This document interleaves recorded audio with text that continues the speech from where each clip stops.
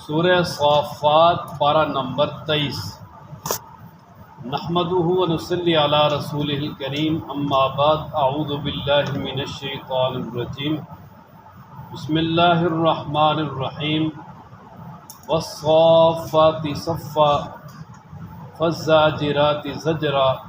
فالتالیات ذکرا ان الہکم لواحد۔ صدق اللہ۔ یہ سورہ صافات ہے۔ اس کا نام صافات اس لیے ہے کہ پہلی آیت مبارکہ میں لفظ صافات موجود ہے، اور اس کا سورہ یاسین کے ساتھ ربط اور تعلق یہ ہے کہ سورہ یاسین میں یہ تھا کہ مرنے کے بعد دوبارہ زندہ کیا جائے گا، اور پھر اس سورہ مبارکہ میں جو مرنے کے بعد دوبارہ زندہ کر کے میدان معاشر میں کھڑا کیا جائے گا، تو وہاں جو لوگوں کے حالات ہوں گے ان کا تفصیلی تذکرہ ہے۔ اور اس سورہ مبارکہ کا مختصر خلاصہ یہ ہے کہ اس میں ابتدا میں اللہ تعالیٰ نے فرشتوں اور جنات کی عاجزی کو بیان کیا ہے، کیونکہ مشرکین فرشتوں کو اللہ کی بیٹیاں سمجھتے تھے اور جنات کو بھی بڑا طاقتور سمجھتے تھے، بلکہ ان کی پوجا بھی کرتے تھے۔ تو بتا دیا کہ فرشتے اللہ تبارک و تعالیٰ کے حکم کے ہر وقت منتظر رہتے ہیں، وہ کبھی نافرمانی کرتے ہی نہیں، اور شیطان کو تو خود جو ہے نا وہ فرشتے اور اسی طرح آسمانی ستارے مار کے بھگا دیتے ہیں۔ اور پھر اس کے بعد آگے مشرکین اور مومنین کے میدان معاشر میں جو حالات ہوں گے ان کا تذکرہ کیا، اور پھر اس کے بعد آگے 7 انبیاء کے واقعات ہیں سے اس بات کو واضح کرنے کے لیے کہ انہوں نے بھی مشکلات میں اللہ تبارک و تعالیٰ ہی کو پکارا اور رب ذوالجلال سے ہی اپنی تمام حاجات پوری کروائیں۔ اب سب سے پہلے بسم اللہ الرحمن الرحیم، والصافات صفا، یہ واو قسم کے لیے ہے۔ اللہ تبارک و تعالیٰ فرشتوں کی قسم اٹھا رہے ہیں کہ والصافات صفا، قسم ہے صف باندھنے والے فرشتوں کی پارا جما کر،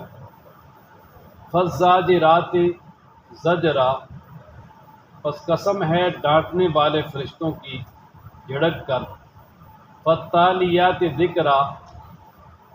اور پھر تلاوت کرنے والے فرشتوں کی ذکرا، ذکر کی یعنی قرآن و مجید کی۔ اب یہ 3 طرح کے فرشتوں کی قسم اٹھائی،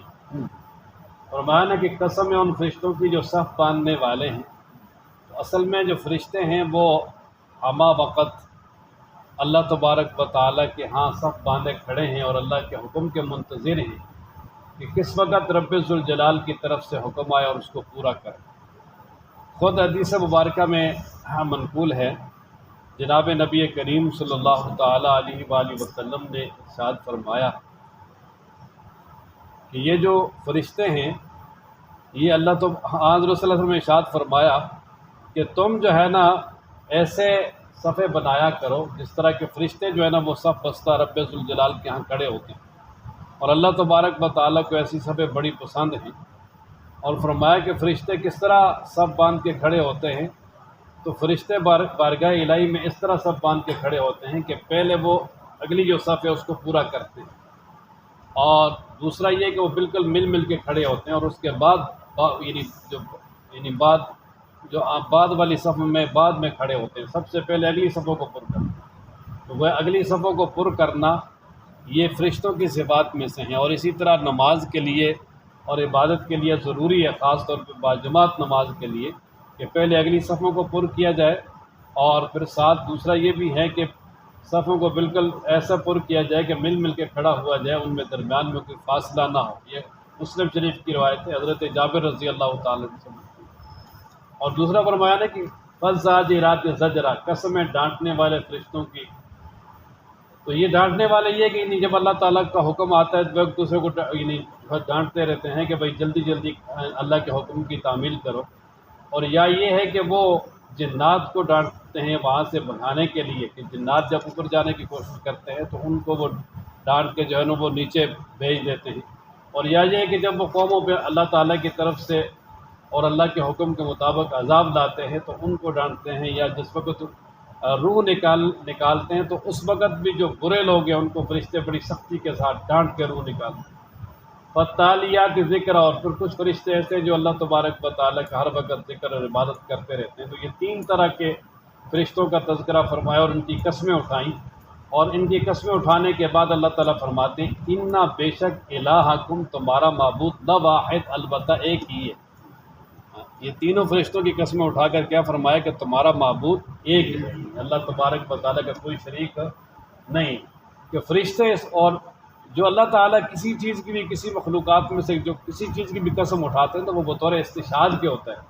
کہ اللہ تبارک و تعالیٰ نے فرما دیا کہ جو ہر وقت اللہ کے حکم کے منتظر رہنے والے ہیں اور اللہ کے حکم سے جو دوسروں کو ڈانٹنے والے ہیں اور اللہ تعالیٰ کا ذکر کرنے والے ہیں، وہ فرشتے اس بات پر گواہ ہیں کہ ان الہکم لواحد، کہ تمہارا الہ اور معبود ایک ہے، یعنی اللہ تعالیٰ کا کوئی شریک نہیں ہے۔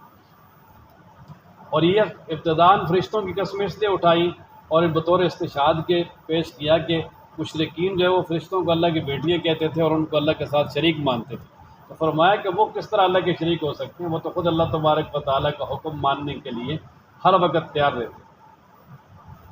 فرمایا کہ بے شک تمہارا معبود ایک ہے۔ کون سا معبود؟ آگے اس کی صفات بیان فرما دی کہ رب السماوات،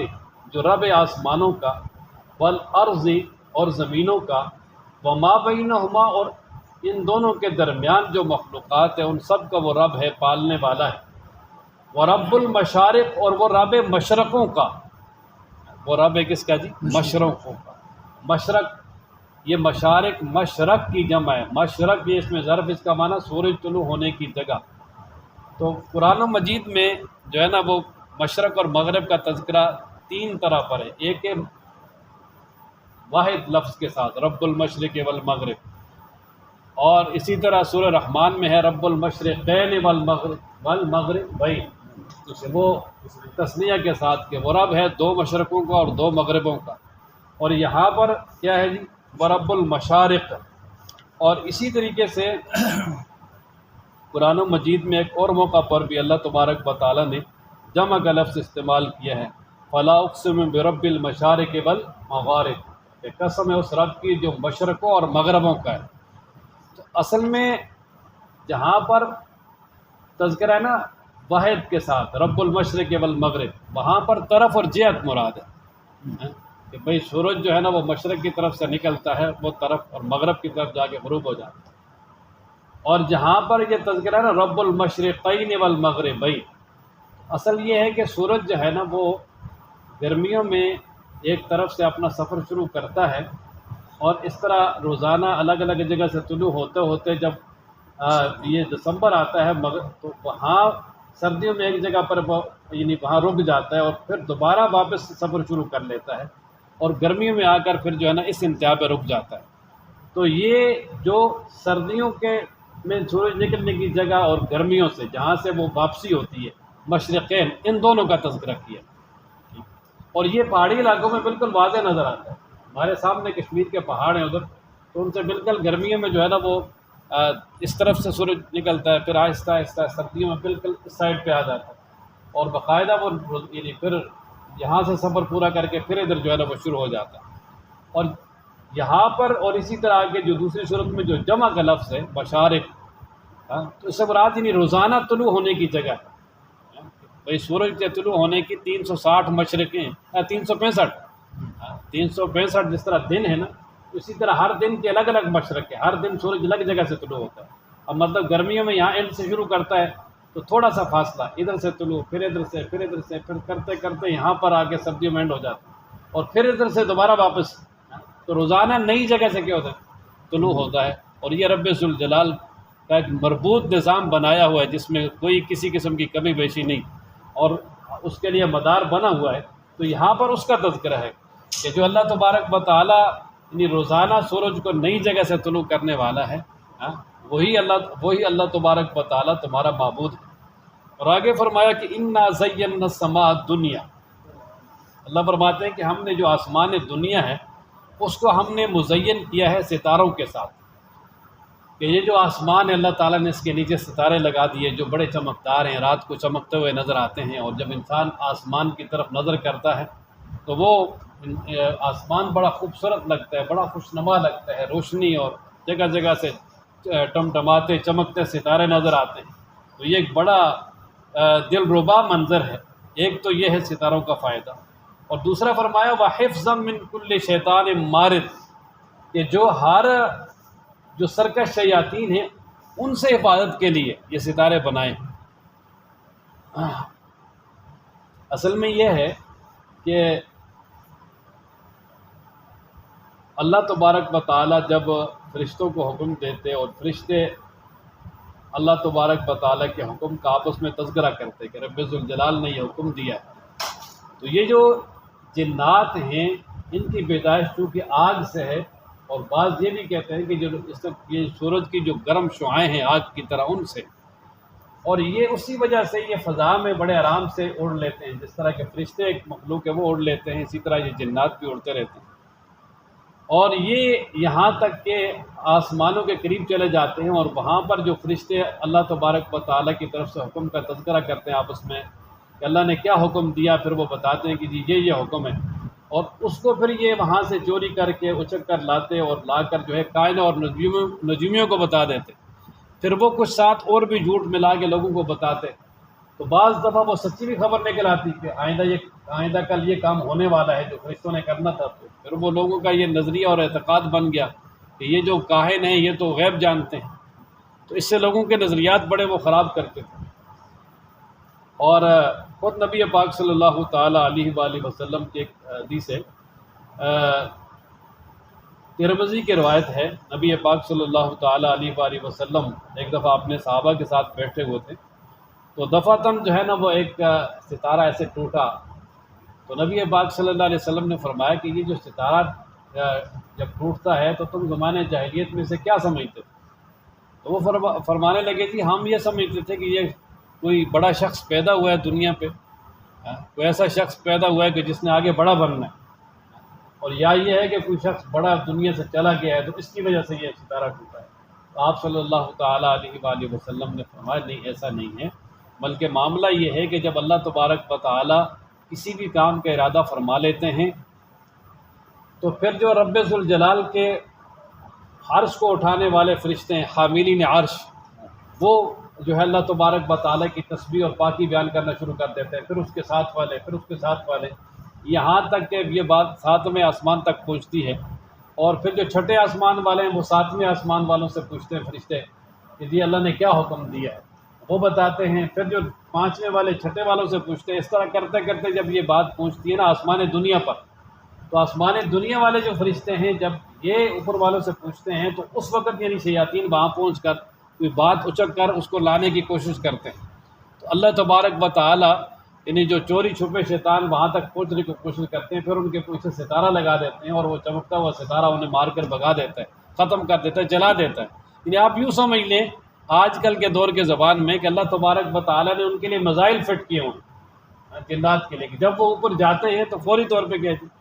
ستارہ ٹوٹتا ہے، وہ میزائل ان کو لگتا ہے اور ان کو جلا دیتا ہے، ختم کر دیتا ہے۔ اور خاص طور پہ جو نزول وحی کا زمانہ تھا اس میں جو ہے نا وہ یہ حصار اور حفاظت اور سخت کر دی گئی۔ یہ جو اپنا سورہ ہے جن ہے، اس میں جو جنات کے ایمان لانے کا واقعہ ہے اس کی تفسیر میں مفسرین نے لکھا ہے کہ پہلے جنات جو ہے نا یہ اوپر جاتے تھے، فرشتے جب آپس میں تکرار کرتے اللہ تعالیٰ کے حکم کا تو وہ اس میں سے چرا کر لے آتے اور لا کر اپنی طرف سے بھی باتیں ملا کے کائنوں کو بتاتے، لیکن جب قرآن مجید کا نزول شروع ہوا تو اس وقت اللہ نے اور یہ سختی اس کو اوپر جانے کو سخت کر دیا، حصار سخت کر دیا، تو شیاطین بڑے پریشان ہوئے کہ پہلے تو ہمارا جو ہے نا وہ بڑا اچھا کام چل رہا تھا اور ہم نجومیوں کے باتیں بتاتے اور وہ بھی ہمارے تابع رہتے تھے، لوگ بھی ہم سے ڈرتے تھے، اب یہ اوپر جانا اچانک ہمارا بند ہو گیا، اس کی کوئی نہ کوئی وجہ ہوگی، تو اس کی وجہ تلاش کرنے کے لیے جو ہے وہ جنات کی ڈیوٹی لگی دنیا کے مختلف حصوں میں اور کونوں میں۔ تو کچھ یہ یمن کا ایک علاقہ تھا نصیبین، وہاں کے جو 9 جنات ہیں ان کی ڈیوٹی لگی یہ حجاز مقدس میں، یہاں آپ نے دیکھنا ہے کوئی نیا کام تو نہیں ہوا جس کی وجہ سے ہمارا اوپر جانا بند ہو گیا ہے۔ تو جنات اسی تلاش میں پھر رہے تھے، تو نبی پاک صلی اللہ علیہ وسلم طائف سے واپسی پر مقام نخلا پر نماز پڑھ رہے تھے اور حضرت صلی اللہ علیہ وسلم قرآن و مجید کی تلاوت کر رہے تھے، تو ان جنات نے جو ہے وہ قرآن و مجید سنا اور جب سنا تو ایک دوسرے سے کہنے لگے یار انا سمینا قرآن عجبا، ذرا کان لگا کے سنو، ایک دوسرے کو متوجہ کیا، اور سننے کے ساتھ ہی کہنے لگے یار ہم نے تو یہ بڑا عجیب قرآن سنا ہے، یادی الی الرشد، یہ تو ہدایت کی طرف رہنمائی کرتا ہے، فآمنا بھی، ہم اللہ کے ساتھ جو اللہ پر ایمان لے آئے، ولن نشرک بربنا احدا، ہم آئندہ اپنے رب کے ساتھ کسی کو شریک نہیں کریں گے۔ تو وہ 9 کے 9 جنات مسلمان ہو گئے تھے اسی چیز کو دیکھ کر، قرآن سن کر اتنے متاثر ہوئے، اور پھر نبی پاک صلی اللہ علیہ وسلم کی خدمت میں حاضر ہوئے، پھر آپ نے ایمان کا انہوں نے اظہار کیا، پھر حضرت صلی اللہ علیہ وسلم نے ان کو ڈیوٹی لگائی کہ آپ نے جنات میں تبلیغ کرنی، اور پھر وہ جنات میں جا کے تبلیغ کرتے رہے، اور ان کی تبلیغ پہ ہزاروں جنات مسلمان ہوئے۔ حضرت صلی اللہ علیہ وسلم کی زندگی میں یعنی لیلۃ الجن کے نام سے حضرت صلی اللہ علیہ وسلم کے واعظ مشہور ہیں، تقریباً 6 مرتبہ حضرت صلی اللہ علیہ وسلم نے جنات کی وادیوں میں جا کر واعظ کیا، کچھ مکہ میں کچھ مدینہ میں، اور حضرت عبداللہ بن مسعود رضی اللہ تعالیٰ عنہ جو ہے وہ حضرت صلی اللہ علیہ وسلم کے ساتھ ہوتے تھے۔ تو یہ جو اوپر آسمان کی طرف جانا اور پھر ستارے کا ٹوٹنا اور پھر جنات کو بھگانا، یہ اللہ تبارک و تعالیٰ کی طرف سے جو ہے نا وہ ستاروں کی ڈیوٹی ہے۔ تو ستاروں کا ایک مقصد ہے آسمان کی خوبصورتی، دوسرا مقصد ہے شیطانوں کو بھگانا، اور تیسرا مقصد قرآن مجید نے بیان کیا ہے یہ راستے معلوم کرنا، راستے جو معلوم کرنا، خاص کر سمندری راستے، یہ 3 ہی فائدے۔ اس کے علاوہ پھر وہ لوگ کہتے ہیں جی علم نجوم، ستاروں کا علم، تو فلاں فلاں، وہ سب جو ہے نا وہ کہانیاں ہیں، کہاوتیں ہیں، اور یہ جو علم، یہ جو نجومی ہیں خاص طور پہ، اور جو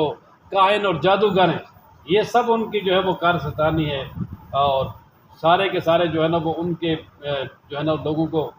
پھسلانے کے ایک طریقے ہیں۔ باقی ستاروں میں اللہ تبارک و تعالیٰ نے اور کچھ نہیں رکھا، حالانکہ پہلے بہت سارے لوگ ستارہ پرست بھی تھے، ستاروں کی پوجا کرتے تھے، جو کہ بالکل ہی جو ہے وہ ناجائز اور اللہ کے ساتھ شرک ہے۔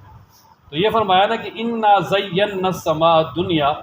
بے شک ہم نے مزین کر دیا دنیا کے آسمان کو، بزینت الکواکب، ہاں ستاروں کی زینت سے، وحفظا من کل شیطان مارد، اور اسی طرح محفوظ کرنے کے لیے یہ ستارے بنائے ہم نے ہر سرکش شیطان سے۔ لا یسمعون، وہ نہیں کان لگا سکتے، الی الملأ الاعلی، ملأ اعلیٰ کی طرف، اس سے مراد یہ فرشتے ہیں کہ وہ جو فرشتے آپس میں تکرار کرتے ہیں نا، جن کا بھی تذکرہ ہوا، تو وہ فرمایا کہ ان کی طرف جو وہ کان لگا کے بات نہیں سن سکتے۔ وَيُقْذَفُونَ، اور مار بگائے جاتے ہیں، من کل جانب، ہر طرف سے، کہ ان کو ہر طرف سے مار پڑتی ہے، جب بھی اوپر جاتے ہیں تو میزائل لگتے ہیں ان پہ آ کے جلا دیتا ہے۔ دحوراً، وہ کس لیے مارے جاتے ہیں؟ دحوراً، وہاں سے بھگانے کے لیے، بھگا کے وہاں سے نکالنے کے لیے، دفع کرنے کے لیے۔ وَلَهُمْ عَذَابٌ وَاصِبٌ، اور ان کے لیے دائمی عذاب ہے کہ یہ ہمیشہ کے لیے ان پہ مقرر ہے۔ الا، مگر، من، وہ، خطب الخطبۃ، جو لے بھاگے اچک کر کوئی بات فرشتوں سے، تو فاتبعوا، تو پس اس کے پیچھے لگتا ہے شہاب ثاقب، ایک تیز شعلہ، ایک چمکتا ہوا انگارہ، یعنی وہ جو ستارہ ہے وہ اس کے پیچھے لگ کر مار کر بھگا دیتا ہے، اس کو ختم کر دیتا ہے۔ فاستفتہم، اب قیامت کا تذکرہ ہے، اور یہ مشرکین پہ زجر ہے کہ مشرکین جو ہے جس طرح اللہ تبارک و تعالیٰ کی توحید کو نہیں مانتے تھے، اسی طرح قیامت کو بھی نہیں مانتے تھے، قیامت میں دوبارہ جی اٹھنے پر بھی ان کا ایمان نہیں تھا۔ تو اللہ تبارک و تعالیٰ نے یہاں سے اس کا تذکرہ کیا۔ اللہ فرماتے ہیں فاستفتہم، آپ ان سے پوچھیں، اہم اشد خلقا، کیا وہ زیادہ سخت ہیں پیدائش کے اعتبار سے، ام من خلقنا، یا وہ چیزیں جن کو ہم نے پیدا کیا، جیسے آسمان، زمین، ستارے، چاند، سورج، نظام شمسی وغیرہ، اور یہ ساری جتنی بھی بڑی بڑی مخلوقات ہیں، یہ 7 آسمان، 7 زمینیں، پھر اس کے علاوہ اور سیارے، یہ جو اتنی بڑی بڑی مخلوقات اللہ فرماتے ہیں کہ ہم نے پیدا کی، کیا ان کو پیدا کرنا زیادہ مشکل ہے یا ان انسانوں کو؟ تو ظاہر ہے ہر بندہ کہے گا بھائی ان کو، تو جب اللہ نے یہ بڑی بڑی مخلوقات پیدا کی اور پھر انسان کو بھی اللہ تعالیٰ نے ایک مٹی سے پیدا کیا، تو وہ اللہ تبارک و تعالیٰ دوبارہ انسانوں کو پیدا کرنے پہ تو بڑا ہی قادر ہے، اس کے لیے تو کوئی مشکل ہے ہی نہیں۔ فرمایا نا کہ فاستفتہم، آپ ان سے پوچھیں، اہم، کیا وہ، اشد خلقاً، زیادہ سخت ہیں پیدائش کے اعتبار سے، ام من خلقنا، یا وہ چیزیں جن کو ہم نے پیدا کیا؟ تو اللہ فرماتے انا، بے شک، خلقناہم، ہم نے ان انسانوں کو پیدا کیا، من طین لازب،